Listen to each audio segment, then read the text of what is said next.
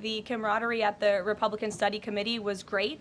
Members, expressed, their feelings about the bill, but as we saw, the bill passed through the House despite many people believing it could not. So the House is ready to receive this bill back from the Senate so they can pass it and bring it to the president's desk. So it was a great meeting, and Republicans are very unified. And we also talked about the mayoral race in New York City and how the victory of the Democratic primary candidate really shows how far left and unhinged the Democrat Party has become.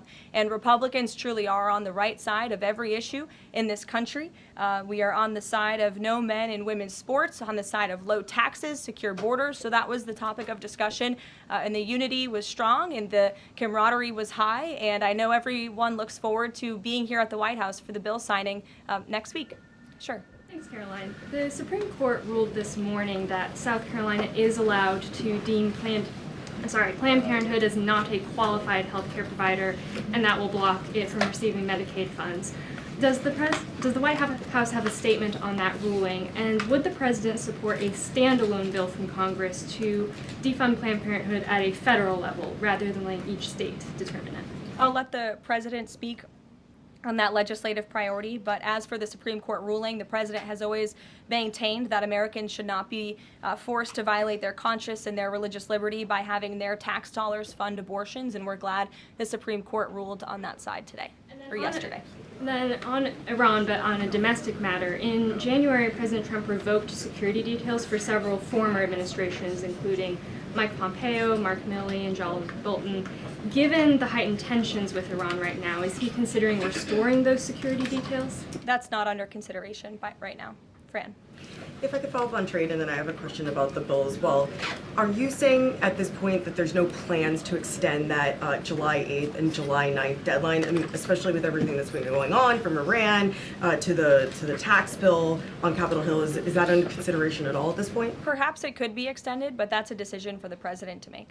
And as far as the bill itself goes, since the president has been back, what has he been doing beyond the event that he's having later today to try and get wobbly senators on board? Is he making phone calls, twisting arms? Is he having some people over to the White House? Can you tell us more about that effort? There have been meetings at the White House this week. I saw some senators rolling out of the Oval Office the other day, and the president remains on the phones talking to his friends in the Senate when necessary, and when they call, he picks up the phone. And I think that's why they greatly trust and respect his leadership.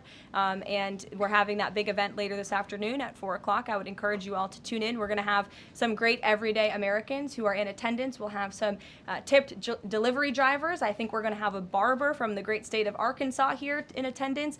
We're going to have some law enforcement officers, some Border Patrol agents, and Tom Homan will be speaking as well. So the point of this event is to show the American people how this bill works for them and how there are provisions in this bill that will change their lives. Can you tell us which senators you saw rolling out of the Oval Office? I'll let the president speak on that if he wish. I don't share details about his private meetings without his permission. Emily, go ahead.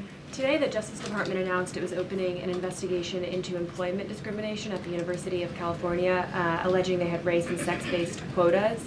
Federal law bars hiring somebody based on their race or sex, but do you also object to universities working harder to make sure they have a diverse group of candidates to consider? And do you expect more investigations like this from DOJ? I have not seen that investigation from the Department of Justice, but I can certainly check in. What I can tell you, it's the position of this president that we want to restore a merit-based society and culture in the United States of America, where people are not hired nor are they promoted based on their color of their skin or their gender. The president wants people to be hired in the workforce because of their merit and their skill, and I think most Americans agree with that. I'll take one more. Carrie, because I promised you earlier. So the Ayatollah Khomeini came out and said that Iran will, quote, never surrender to the U.S. That being said, what remains to do with the possible responses from Iranian proxies in the region and even in the U.S.? Look, we saw the Ayatollah's video, and when you have a totalitarian regime, you have to save face. I think any common sense, open-minded person knows the truth about the precision strikes on Saturday night. They were wildly successful, and it's what led to the ceasefire agreement between Israel and Iran, which the president is very grateful for. And the United States of America remains prepared to defend our assets and our personnel in the region. And again, I would just emphasize the success of the strike that took place on Saturday night, and the world is a safer place because of it. Thanks, guys, for coming today, and you'll see the president at 4 o'clock. Thanks.